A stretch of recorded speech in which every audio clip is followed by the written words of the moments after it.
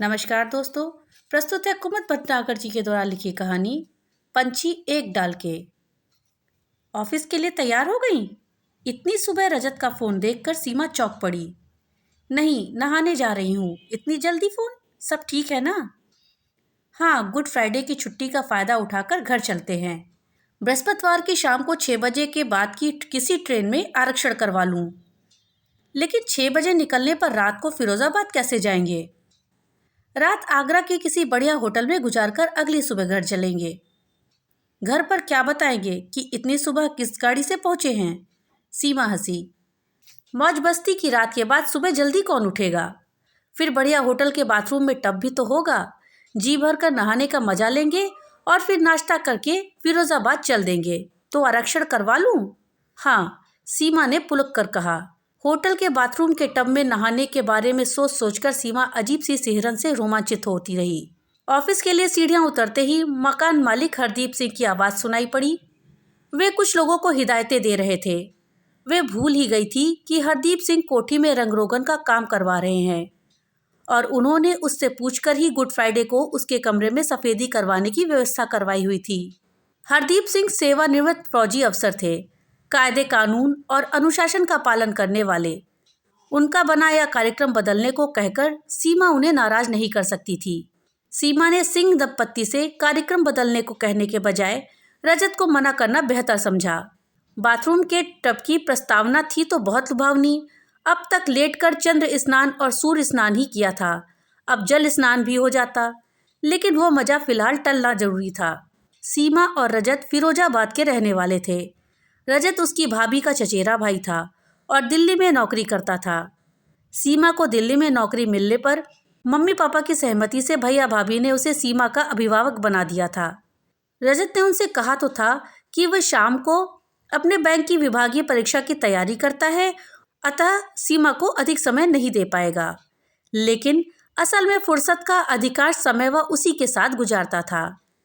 छुट्टियों में सीमा को घर लेकर आना तो खैर उसकी जिम्मेदारी थी। दोनों कब एक दूसरे के इतने नज़दीक आ गए कि कोई दूरी नहीं रही। दोनों को ही पता नहीं चला। ना कोई रोक टोक थी और ना ही अभी घर वालों की ओर से शादी का दबाव। अतः दोनों आज़ादी का भरपूर मजा ले रहे थे। सीमा के सुझाव पर रजत ने शाम को MBA का कोर्स ज्वाइन कर लिया था। कुछ रोज पहले एक स्टोर में एक युवक युवती को ढेर सारा सामान खरीदते देखकर सीमा ने कहा था, लगता है नई गृहस्थी जमा रहे हैं। लग तो यही रहा है, न जाने अपनी गृहस्थी कब बसेगी, रजत ने आह भरकर कहा। MBA कर लो फिर बसा लेना, यही ठीक रहेगा, कुछ ही महीने तो और हैं। सीमा ने चिहुक कर उसकी ओर देखा। रजत गंभीर लग रहा था। सीमा ने सोचा कि इस बार घर जाने पर माँ उसकी शादी के विषय छेड़ेगी तो वह बता देगी कि वह रजत को पसंद करती है। ऑफिस पहुंचते ही उसने रजत को फ़ोन करके अपनी परेशानी बताई। ठीक है, मैं अकेला ही चला जाता हूँ। तुम्हारा जाना जरूरी है क्या? यहाँ रहकर भी क्या करूँगा, तुम तो घर की साफ सफाई करवाने में व्यस्त हो जाओगी। ठीक है, क्या सीमा ने मम्मी को फ़ोन कर बता दिया कि रंग रोगन करवाने की वजह से वह रजत के साथ नहीं आ रही है। रविवार की शाम को कमरा सजाकर सीमा रजत का इंतजार करने लगी। लेकिन ये सब करने में इतनी थक गई थी कि कब आंख लग गई पता ही नहीं चला। रजत सोमवार की शाम तक भी नहीं आया और ना ही उसने फ़ोन किया। रात को मम्मी का फ़ोन आया, उन्होंने बताया रजत यहाँ आया ही नहीं, मथुरा में सुमन के घर है, उसके घर वाले भी वहीं चले गए हैं। सुमन रजत की बड़ी बहन थी, सीमा से भी मथुरा आने को कहती रहती थी। अब इस बार रजत घर भी नहीं गया, अतः कुछ दिन बाद महावीर जयंती पर जरूर घर चलना मान जाएगा। सोच सीमा ने कैलेंडर देखा तो पाया कि महावीर जयंती भी शुक्रवार को ही पड़ रही है। लेकिन कुछ देर के बाद पापा का फ़ोन आ गया और बोले, तेरी मम्मी कह रही है कि तूने कमरा बड़ा अच्छा सजाया है, अतः महावीर जयंती की छुट्टी पर तू यहाँ मत आना, हम तेरा कमरा देखने आएंगे। अरे वाह, जरूर आइए पापा। उसने चिहुक कर कह तो दिया, पर फिर जब दोबारा कैलेंडर देखा तो कोई और लंबा सप्ताहांत ना पाकर उदास हो गई। अगले दिन सीमा के ऑफिस से लौटने के कुछ देर बाद ही रजत आ गया। बहुत खुश लग रहा था वो बोला, पहले मिठाई खाओ फिर चाय बनाना। किस खुशी में? सीमा ने मिठाई का डब्बा खोलते हुए पूछा। मेरी शादी तय होने की खुशी में, रजत ने पलंग पर पसरते हुए कहा। जब मैंने मम्मी को बताया था कि मैं बस से आ रहा हूँ तो उन्होंने कहा कि फिर मथुरा में ही रुक जा, हम लोग भी वहीं आ जाते हैं। बात तो जीजाजी ने अपने दोस्त की बहन से पहले ही चला रखी थी। मुलाकात करवानी थी, वो करवा कर रोका भी करवा दिया। मंजरी भी जीजाजी और अपने भाई के विभाग में ही मथुरा में रिफाइनरी में जूनियर इंजीनियर है। शादी के बाद उसे रिफाइनरी के टाउनशिप में मकान भी मिल जाएगा और टाउनशिप में अपने बैंक की जो शाखा है उसमें मेरी भी बड़ी आसानी से बदली हो जाएगी। आज सुबह यही पता करने। बड़े खुश लग रहे हो, किसी तरह स्वर को संयत करते हुए सीमा ने बात काटी।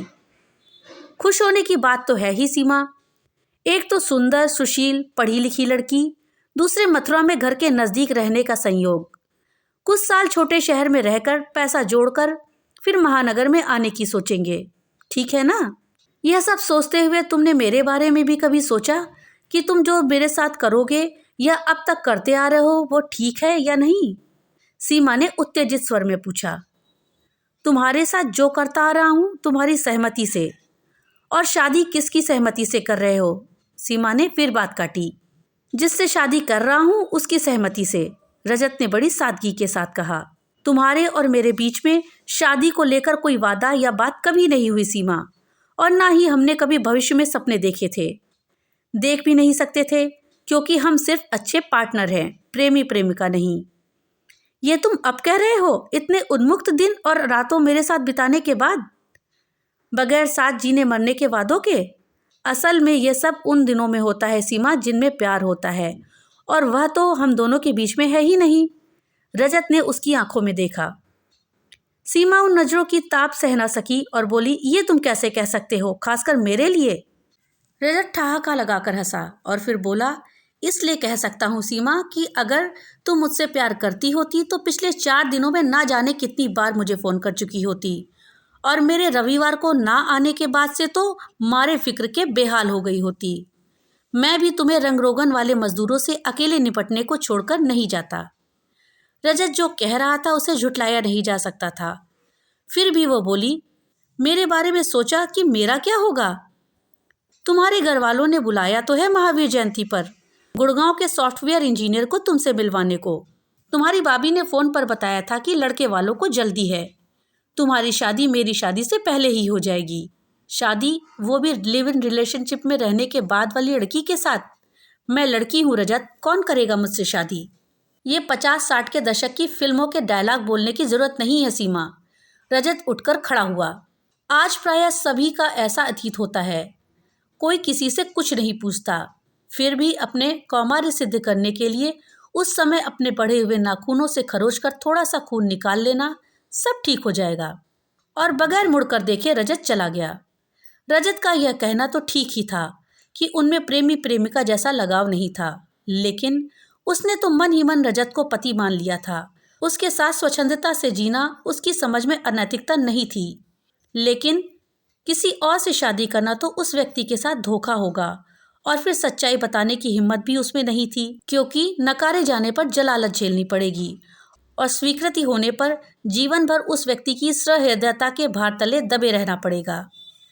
अच्छा कमा रही थी इसलिए शादी के लिए मना कर सकती थी, लेकिन रजत के सहचर्य के बाद नितांत अकेले रहने की कल्पना भी असहनीय थी। तो फिर क्या करे? वैसे तो सब सांसारिक सुख भोग लिए हैं, तो क्यों ना आत्महत्या कर ले या किसी आश्रम वाश्रम में जाकर चली जाए। लेकिन जो भी करना होगा शांति से सोच समझकर। उसकी चार्टर्ड बस एक मनन आश्रम के पास से गुजरा करती थी। एक दिन उसने अपने से अगली सीट पर बैठी महिला को कहते सुना कि वह जब भी परेशान होती है मेडिटेशन के लिए इस आश्रम में चली जाती है। वहाँ शांति से मनन करने के बाद समस्या का हल मिल जाता है। अतः सीमा ने सोचा कि आज वैसे भी काम पे मन नहीं लगेगा तो क्यों ना वह भी आश्रम चली जाए।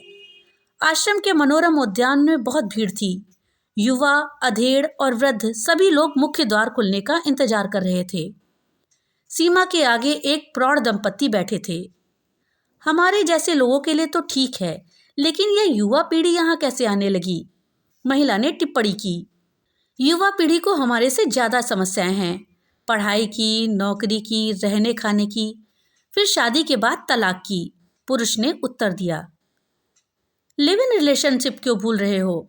लिव इन रिलेशनशिप जल्दबाजी में की गई शादी है। उससे भी ज़्यादा जल्दबाजी में पैदा किया गया बच्चा और फिर तलाक से कहीं बेहतर है। कम से कम एक नन्ही जान की जिंदगी तो खराब नहीं होती। शायद इसलिए इसे कानूनन मान्यता भी मिल गई है। पुरुष ने जिरह की। तुम्हारी नज़रों में तो लिव इन रिलेशनशिप में यह बुराई है, न कि दो लोगों की निजी समझौता है जिसका ऐलान किसी समारोह में नहीं किया जा सकता। जब लोगों को विधवा, विधुर या छोड़े गए लोगों से विवाह करने में ऐतराज नहीं होता तो फिर लिव इन रिलेशनशिप वालों से क्यों होता है? तभी मुख्य द्वार खुल गया और सभी उठकर अंदर जाने लगे। सीमा लाइन में लगने के बजाय बाहर आ गई। उससे अपनी समस्या का हल मिल गया था कि वह उस गुड़गांव वाले को अपना अतीत बता देगी, फिर क्या करना है उसके जवाब के बाद सोचेगी। कार्यक्रम के अनुसार मम्मी पापा आ गए। उसी शाम को उन्होंने सॉफ्टवेयर इंजीनियर सौरभ और उसके माता पिता को बुला लिया।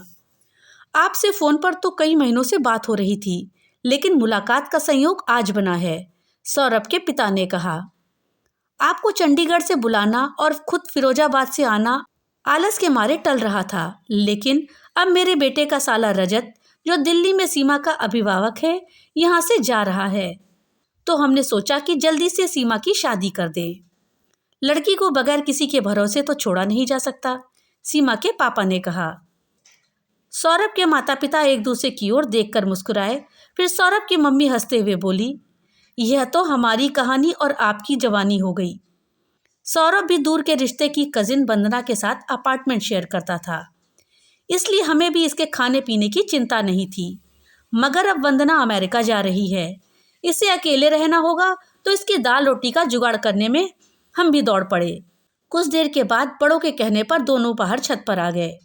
बड़ों को तो खैर कोई शक नहीं है, लेकिन मुझे लगता है कि हम दोनों एक ही मृग मरीचिका में भटक रहे हैं। इसलिए हमें चाहिए कि बगैर एक दूसरे के अतीत को कुरेदे हम इस बात को यही खत्म कर दें। सीमा ने सौरभ की बात काटी। अतीत के बारे में तो बात यही खत्म कर देते हैं, लेकिन स्थायी नीड़ का निर्माण मिलकर करेंगे। सौरभ मुस्कुराए। भटके हुए ही सही, लेकिन हैं तो हम पंछी एक ही डाल के। सीमा भी प्रस्ताव के इस अनूठे ढंग पर मुस्कुरा दी।